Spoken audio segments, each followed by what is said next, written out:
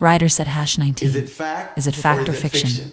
Ugly pretty. I didn't always look this way. I used to be a teen model. Is it fact or is it fiction? This is Jessica, a young, beautiful ex-teen model, but this is not how she looks now. Is it fact or is it fiction? I pull up to this amazing palatial house on the north side of Atlanta, Roswell, Georgia to be exact. And out walks this voluptuous, curvy, early 20-something young lady with the wholly designed jeans, flip-flops, and a tank top. As she walks to my car with a light skip in her step and a wide smile. She hops in the back seat with a jovial, "Hi, how are you today?" "I'm doing fine," I say. "Thank you for asking." As I'm starting the trip on the app and starting to shift to drive to pull off, "Wait, my father wants to say goodbye again." With a smile, she says, "He loves me so much, and I love him too." They say their goodbyes through the rear passenger window and topped off with a kiss on the top of her head from her father. He's a little lonely lately since he lost my mother to a horrific car accident a few years ago. But he'll be fine. It just takes time. Jessica was in my car all of 2 minutes of total silence. Then she starts with, "I didn't always look this way. I used to be a model when I was a teen." "Oh, really?" I asked. She pulls out her phone and she plunges it between the front seats and lay it on the armrest. As she strolls through the many beautiful pictures of her younger years, she shows me all the likes and follows and subscribers, mainly from older gentlemen, when she was between the ages of 15 and 17 years old. She shares her stories of repeatedly running away from home as a young girl for days, sometimes weeks at a time, only to be found by the popo in some abandoned house using illicit substances and listening to rap music with her and her friends in a complete daze.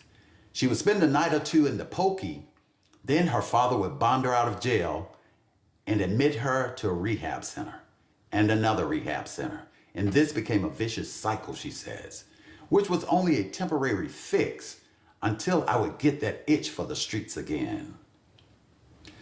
As she spoke, I could see the pretty from the earlier pictures she showed me gleaming through my rear view over the ugly before me. This 22-year-old with a frown says she has been a runaway, a stowaway, a nude stripper, and a lady of the night. As the frown turned into a contagious smile, and then I met Steve, 10 years her senior, the love of my life, she said at that time. That only lasted for 6 months as sadness overtook her face again. But Steve wanted me to be an intimate partner on demand for all of his friends. I had no choice. I was homeless. I had no place to go but to live with Steve for free at a high price, of course. I started to see the pain in her eyes as she spoke. As she sat in my back seat, heading to the Greyhound station in downtown Atlanta to go see a friend in North Carolina, she says. He's a casual friend.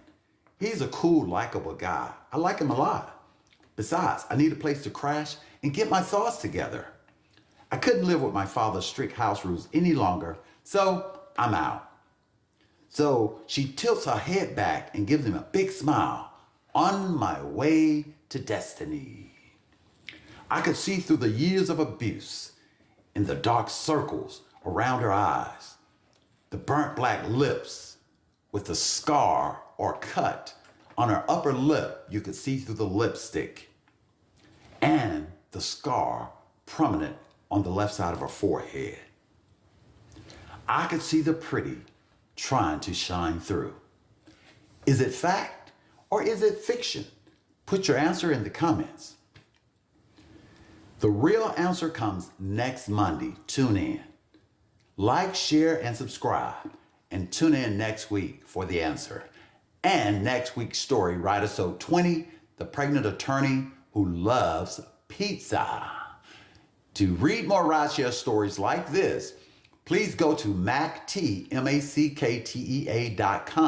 and get your copy of the new book, Hey brother, can you share a ride? The Rideshare Diary. Or go to Spotify and download the audiobook. Please like, share, and subscribe. Is it fact or is it fiction?